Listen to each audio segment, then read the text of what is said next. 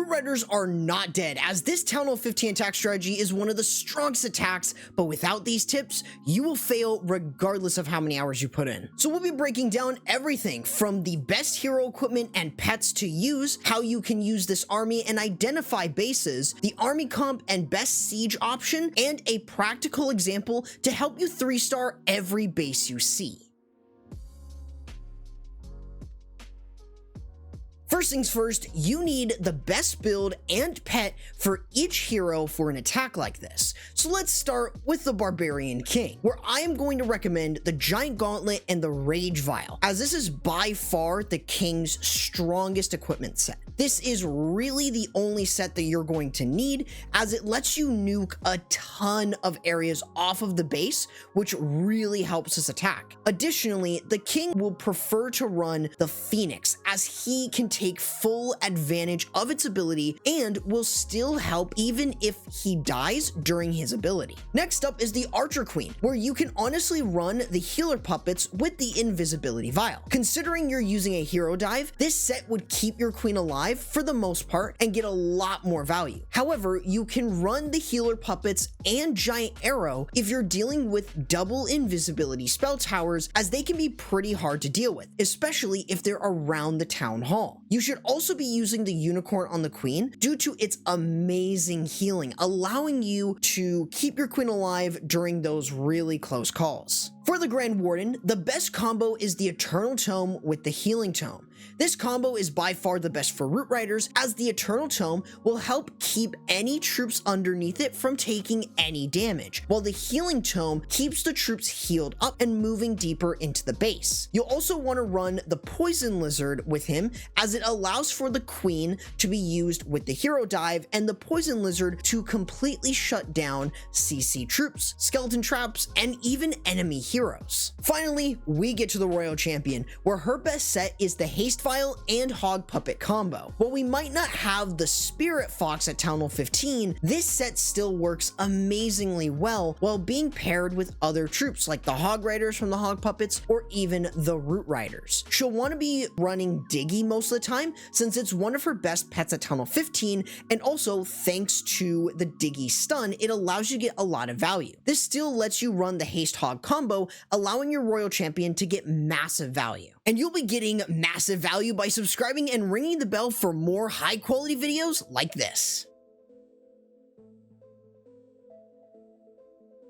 Now that the hero equipment and pet combos are in order, how do you identify and use a strategy like this? Well, let's break it down step by step, starting with the hero dive. Typically, you want to go in away from the enemy CC, so that way you don't run the risk of luring out a CC that's going to stall your heroes, something like a triple ice golem CC. However, if the CC is in the center of the base, try to get as much value as you can while also being able to deal with the enemy CC. Now, before you do this said hero dive, focus on funneling your heroes in. The Super Barbarians are typically one of the best ways to do so. Once you have a pretty solid funnel set, use the Ice Golem to soak up damage first before using your Barbarian King and Archer Queen. Additionally, you will want to get deeper into the base, so using Super Wall Breakers are really good to open the outside layer if you're seeing more closed off bases. But you also want to bring a jump spell so you can expand the value, especially with your Giant Gauntlet and Rage Vial King. Whether you have Super Wall Breakers or not, you're going to want to bring a jump spell. The main focus of this is going to be funneling, so try to get as much value from this hero dive while also creating one side of the funnel. This means things like the Town Hall, Eagle Artillery, Inferno Towers, Monolith, Spell Towers, and Scatter Shots are all key defenses to focus on that you can remove with your hero dive. If there are invisibility spell towers around the Town Hall, it might be a good idea to use the Giant Arrow early to activate it, so that way your heroes very easily can either take it down or you can let your Root Riders take it down.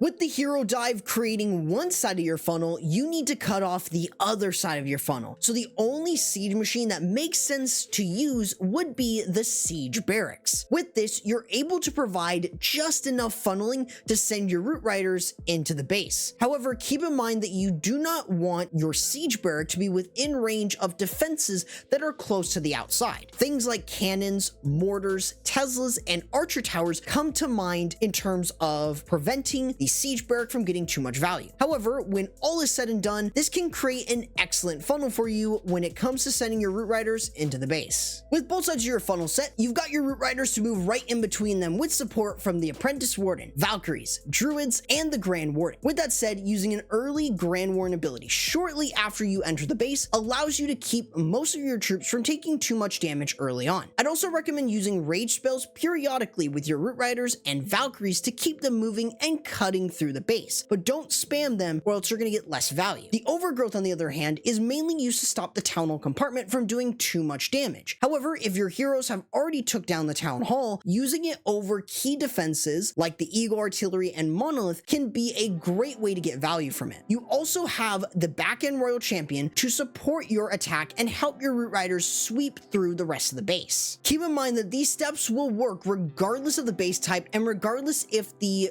defending base is using invisibility, poison, or rage spell towers. This should give you a basic idea of how this army functions and what you are looking for in a base to use this army.